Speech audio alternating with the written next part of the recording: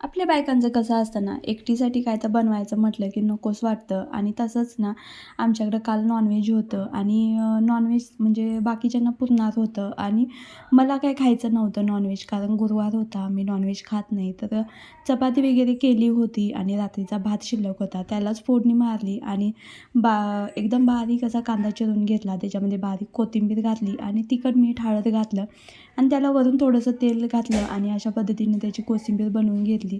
तर झाली आपली भाजी तयार. त्यासोबत थोडीशी चटणी आणि तोंडी लावायला तर कैरीचं लोणचं. तर अशा पद्धतीनं आजचं माझं जेवण होतं.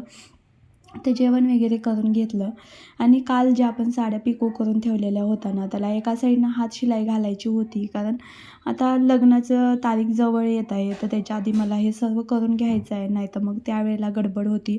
बॅग भरायचं का हे करायचं, त्यासाठी मग इथं 2 साड्यांना हात शिलाई घालून घेतली. संध्याकाळी मग पोरींना खायचं होतं कलिंगड, तर तेच इथं मी कट करून देत होते आणि अशा पद्धतीनं कट केलं ना, की मुलांना सालही त्याची काढून द्यावी लागत नाही आणि खायलाही अगदी सोपं होतं. ते इथं पाहू शकता.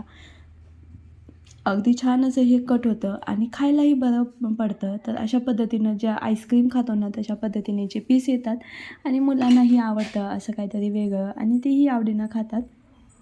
थोडंसं काहीतरी वेगळं असलं की मग इथं कलिंगड वगैरे खाऊन घेतलं आणि नंतर मग स्वयंपाक वगैरे बनवायचा होता. तर चला आता व्हिडिओ इथंच एंड करते. नवीन असाल तर लाईक, शेअर, सबस्क्राईब करा. बाय मंडळी. श्री स्वामी समर्थ.